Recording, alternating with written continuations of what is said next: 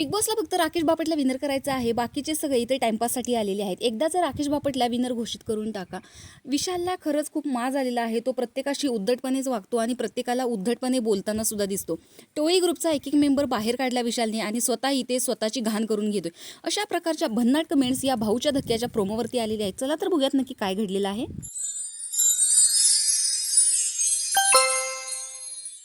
Hi guys, तर आज भाऊच्या धक्क्यावरती भाऊनी विशालची चांगली शाळा घेतलेली आहे. कारण या आठवड्यामध्ये विशालचं वागणंच खूप घाणेरडं होतं. तो एका टास्कमध्ये जो काही टीव्ही फोडण्याचा टास्क होता त्याच्यामध्ये इतकं तो डबघाईला आलेला होता की राकेशच्या अक्षरशः तो अंगावरती गेला आणि याला बिग बॉसची वॉर्निंग पण होती. पण याच वेळेस ज्यावेळेस मागचा सीझन होता, आर्या निकीच्या अंगावर गेलेली होती, तर तिला बिग बॉसच्या घरातून बाहेर काढण्यात आलं.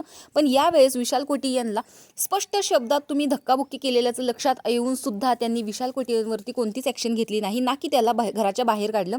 आणि यामुळे तुमचा गेम ट्रॉफीच्या दिशेने जाताना दिसत नाहीये, तर तुमच्यापासून ट्रॉफी प्रेक्षकांनी खूप दूर नेलेली आहे. अशा प्रकारचे खडे बोल इथे रितेश भाऊनी त्याला सुनावलेले आहेत. पण याचा गेमवरती काही इफेक्ट होईल विशालच्या असं काही वाटत नाही. कारण त्यांनी अनुश्रीला आणि रुचिताला बोलून दाखवलेलं होतं की तुम्ही भाऊच्या धक्क्याला जरा जास्त सिरियस घेता.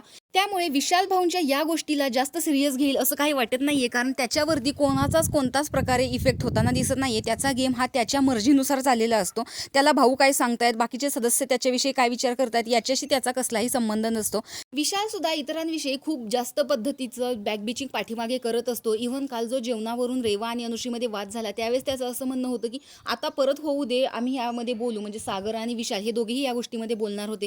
पण आज ज्या पद्धतीने विशालची इथे भाऊंनी शाळा घेतलेली आहे याचा परिणाम विशालच्या खेळावरती कितपत होतोय हेच आता आपल्याला बघायचं आहे. कारण विशालला असाही कुणाचा फरक पडत नाही हे त्याने स्पष्ट सांगितलेलं होतं. तर भाऊने दिलेला हा धक्का विशालला तुम्हाला कसा वाटला हे कमेंट बॉक्समध्ये नक्की सांगा. अशाच रिव्ह्यूच्या अपडेट्ससाठी आपल्या चॅनलला सबस्क्राईब करा. तोपर्यंत बाय.